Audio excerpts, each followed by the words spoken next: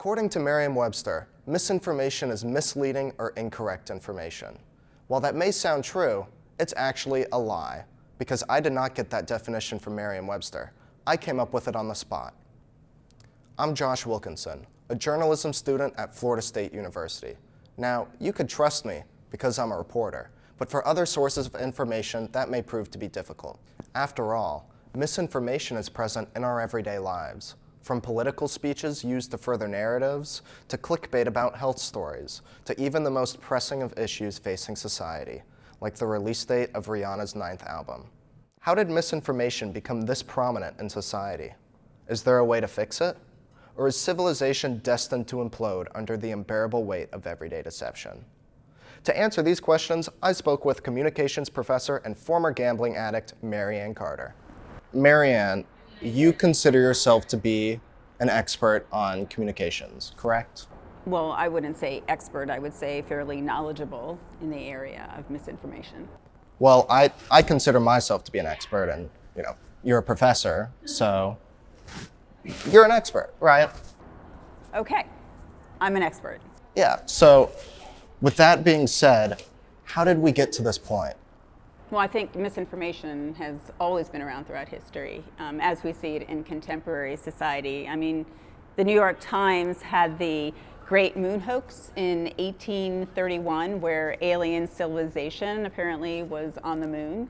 Orson Welles in 1934 had the War of the Worlds. So it's always been around, but I think especially in this day and age with social media, I mean, it's a constant. Since you are a self-proclaimed expert on this issue, how do we fix misinformation in society? Well, I think misinformation is always going to be around to some degree. I think the way that we ultimately fix it is really examining how we look at information, how we end up digesting it, and if we can look at it in a way that we have an unbiased approach and really question the validity of the information that's out there, I think that is really the best approach.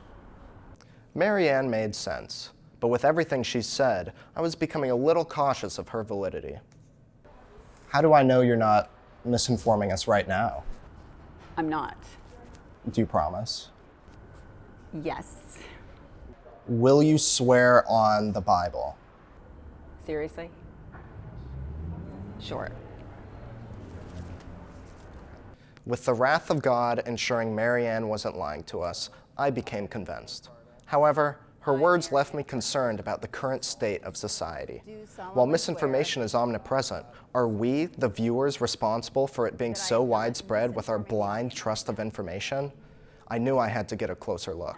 So what better way than to interview the next generation and the leaders of tomorrow, local college students, to see how easy it is to truly spread misinformation. Are you a Swiftie? Yeah, I am, Josh. So you've heard the breaking news about Taylor Swift? No. She's been rumored to be dating Tony Soprano. Wait, really? Yeah. So. Are you serious? Yeah. It's so awesome. Do you love the Oscars? I do love the Oscars. Well, Richard Nixon just won Best Actor at this year's Oscars. No way. Yeah. I'm actually a big fan of his work on Dune. Yeah? Mm-hmm. Can you believe it? Russia just invaded Switzerland.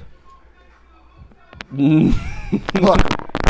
No way. I mean, first Ukraine, now Switzerland. They're supposed What's to next? stay Zimbabwe? neutral. Yeah. Do you think they'll go for Zimbabwe next? I mean, that's the next logical step.